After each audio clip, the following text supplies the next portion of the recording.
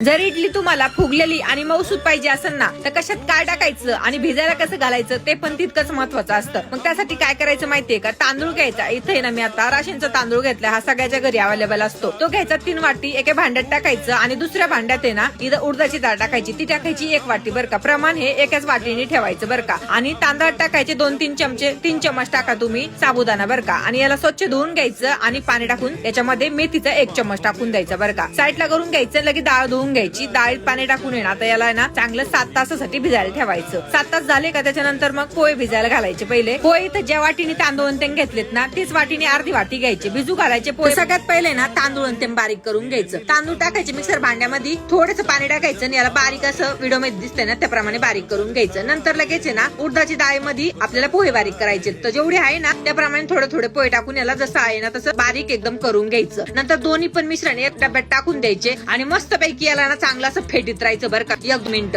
आणि मग झाकण लावायचं आणि आता रात्रभर नाही तर 7-8 तास याला तुम्ही एका जागेवर ठेवून द्यायचं. आता इथे ना मी रात्रभर ठेवलं होतं बरं का. सकाळी पाहिलं ना असलं मस्त आपलं पीठ फुगून आलतं ना वरती. तुम्ही पाहिलं असं पहिलं केवढं होतं ना आता केवढं झालं. मग नंतर त्याच्यात आहे ना मीठ टाकायचं थोडंसं आणि खाण्याचा सोडा टाकायचं थोडासा बरं का, अर्ध्याचा पण अर्धा चम्मच असं. आणि मस्त मिक्स करून घ्यायचं आणि इडलीच्या भांड्याला तेल लावायचं आणि मग त्याच्यामध्ये थोडं थोडं बॅटर टाकून द्यायचं. मग आता इडलीच्या भांड्यात आहे ना पाणी आणि चिंच टाकायचं आणि पाणीची वाफ आली का लगेच त्याच्यामध्ये हे प्लेटी ठेवून द्यायच्या. आता आहे ना 15 मिनिटासाठी याला मस्त वाफून द्यायचं. मग काढायचं बरं का. थंड झालं का थोडंसं मग त्याच्यावर एखादा पाण्याचा शितोडा मारायचा आणि मग इडल्या काढायच्या. एवढ्या जबरदस्त निघतात ना, तर तुम्ही अशा इडल्या करून बघा नक्की आणि मला कमेंट करून नक्की सांगा. आणि इथे ना मी सांबर केलंय आणि गरम गरम मस्त चोपून घेतलंय.